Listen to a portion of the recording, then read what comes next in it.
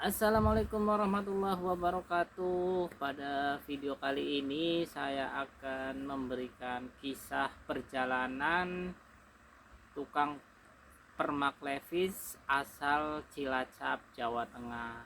Nah, ini kisah perjalanan saya sendiri dari awal merantau ke Jakarta, dari berbekal ilmu dari kursus menjahit. Nah, saya pada tahun 1999 ya ke Jakarta, ikut penyaluran kerja ke Jakarta. Nah, di situ saya ditampung di konveksi. Di situ ada ratusan karyawan ya di konveksi itu, dan saya sebagai operator jahit di situ. Nah, saya belum pernah bekerja sebelumnya. Waktu itu umur saya masih 16 tahun. Jadi saya lulus SMP. Dari lulus SMP itu diajak teman untuk kursus menjahit. Nah, dari situ setelah 3 bulan kursus, sudah bisa jahit menjahit gitu ya, praktek jahit. Kemudian lulus, dapat sertifikat kelulusan, terus disalurkan ke Jakarta, tepatnya di Jakarta Barat. Nah, di situ masuk konveksi, terus ikut kerja borongan ya. Di situ sistemnya borongan. Di situ nggak ini ya, cuma jahit-jahit ketengan, belum jahit jadi ya, jahit ketengan. Seiring berjalan waktu ya, di situ saya bekerja. Waktu itu penghasilan itu, gaji per minggu itu sekitar, mungkin gaji awal-awal itu saya udah lupa, sekitar 100.000 kali ya seminggu. 2 minggu bisa dapat 200 atau 300.000 tahun 99 itu. Terus saya sekitar berapa tahun di situ. Tahun 2002 itu di Jakarta itu banjir ya, banjir besar. Jadi banyak pabrik yang kebanjiran, tutup. Nah, untungnya di situ ada jadi lampu itu setengah bulan di situ listrik padam ya. Tapi di pabrik itu masih bisa pakai genset. Jadi ada orang-orang dipilih ya, dinaik mesin-mesin dinaikkan ke lantai atas, dan di situ kita tetap bisa tetap bisa bekerja ya. Hanya dipilih beberapa orang yang, nah saya kepilih juga bekerja di situ. Jadi tetap dapat pemasukan walaupun dalam kondisi banjir seperti dulu itu, banjir besar lah di seluruh Jakarta, hampir ada kebanjiran. Nah, di situ sekitar mungkin 3 tahun saya di konveksi itu.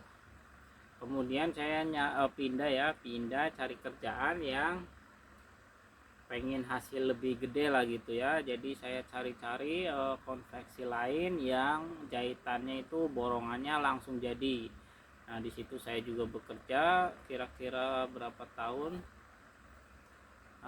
Tapi tetap aja ya, di situ juga penghasilan sudah naik, terus pengeluaran juga semakin naik gitu. Akhirnya saya juga cari lagi kerjaan yang lebih baik lagi. Akhirnya ketemu di konveksi bikin tas ya, bikin tas dompet, tas pesta. Nah, di situ gaji lumayan, satu hari itu pertama masuk sih 60.000 ya sehari waktu itu. Terus sampai naik menjadi 120.000 per hari. Nah, di situ juga mulai nggak stabil nih ininya, pekerjaannya ya. seminggu cuman masuk 4 hari 5 hari. Nah kalau nggak masuk nggak dapat penghasilan, nggak dapat gaji hariannya, itu nggak dapat. Akhirnya mulailah putar otak ya. Jadi saya juga banyak membaca buku. Waktu itu buku yang saya beli itu Financial Revolution, punya Pak Tung Dasem Waringin ya. Nah dari situ banyak ini ya, gimana cara mengolah uang, gimana cerdas keuangan gimana gitu. Terus saya juga menonton motivasi ya dari internet. Yang waktu itu sering nontonnya ini Pak Mario Teguh, terus ada Andre Wongso, Pak Tung Dasem Waringin juga. Nah dari situlah mulai ini ya, jadi nggak nyaman ya, bekerja itu udah nggak nyaman, pengen banget rasanya ini buka usaha sendiri di Jakarta. Nah akhirnya ya, setiap saya berangkat kerja nih, yang saya pikirkan cuman satu, pengen punya toko kelontong ya, toko sembako kecil-kecilan. Itu saya nggak berani punya toko sembako gede gitu, nggak bisa ngebayangin, karena emang ya itu saya di perantauan. Jadi saya nggak punya mimpi-mimpi yang besar, itu nggak berani bermimpi, karena waktu itu memang masih culun banget lah ya. Iya. Nah akhirnya ya, karena saya di situ juga tahun 2005 itu saya udah menikah, udah punya istri ya. Nah dari situ saya mulai nggak nyaman lah dengan penghasilan yang pas-pasan. Akhirnya dengan modal sedikit ya, waktu itu cuman punya duit ya sisa gaji ya. Saya juga harus bayar angsuran motor, bayar kontrakan. Nah sisanya itu ada, waktu itu cuma 200.000 ya. Jadi dari modal 200.000 saya buka warung itu hanya jualan ini ya, jualan es ya, jajanan anak-anak lah seperti itu. Cuma di teras kontrakan pakai satu meja, dan itu bisa berjalan. Setiap saya gajian saya support warung itu ya. Warung ini yang jaga istri ya. Nah istri tadinya bekerja, terus saya ajak untuk berhenti, untuk jualan aja lah, berdagang ya. Karena kalau kerja itu ya naik gaji juga setiap tahunnya itu nggak seberapa lah.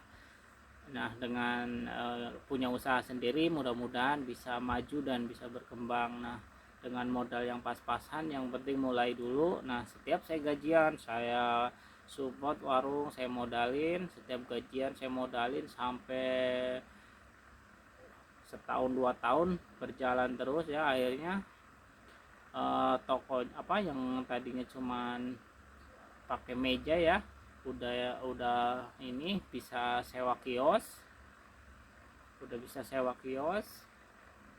terus warungnya lumayan dapat pelanggan. Akhirnya menjadi benar-benar menjadi toko sembako. Nah dari situ ketika warung sudah ada penghasilannya, kira-kira sudah cukup untuk membiayai hidup, saya keluar dari kerjaan. Nah dari situ saya bantu-bantu di warung. Kemudian saya juga berpikir mau buka jasa ini ya, jasa permak levis, karena saya basicnya memang di dunia jahit, dan pengalaman sudah 10 tahun saya bekerja sebagai ini operator jahit di konveksi pindah-pindah. Akhirnya saya memutuskan untuk buka jasa permak levis.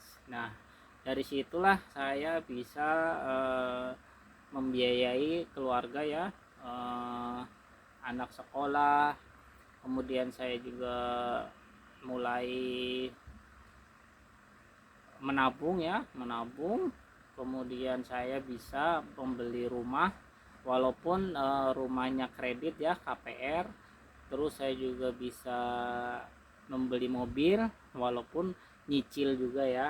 Nah itu dari kedua usaha ini ya, antara toko sembako dan jasa permak levis, saya bisa membiayai anak sampai ke pesantren. Kemudian saya bisa beli rumah dan mobil. Sampai sekarang rumah sudah lunas, tinggal mobil tinggal beberapa bulan lagi lunas. Nah dari situ juga ada kisah pahitnya ya. Nah waktu itu saya pas 2021 corona itu tahun 2020 itu udah susah banget lah, usaha lagi turun-turunnya. Untungnya saya waktu itu bisa mengatasi ya, pemasukan warung menurun, pemasukan dari jasa permak menurun. Nah saya berusaha nyari pemasukan tambahan. Nah saya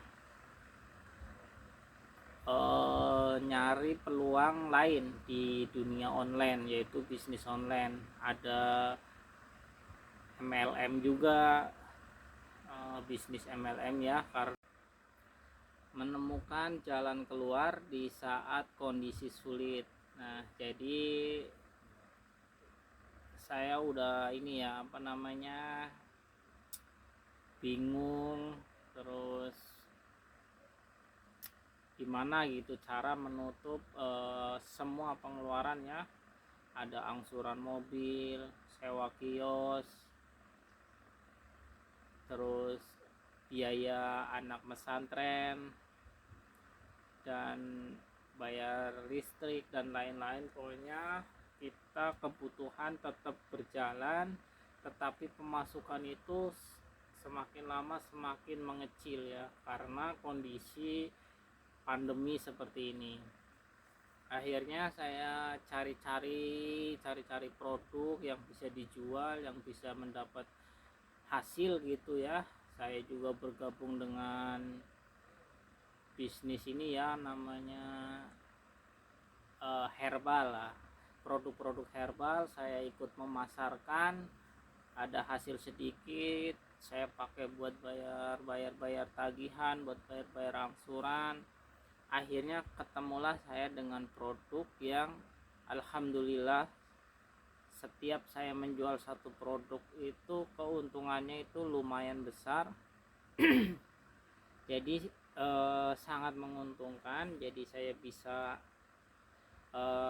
membayar tagihan-tagihan saya tanpa ada beban lagi, karena alhamdulillah bisa terjual ratusan produk dalam satu bulan. Itu lumayan banyak terjualnya, dan pemasukan ke sayanya juga tambah besar ya.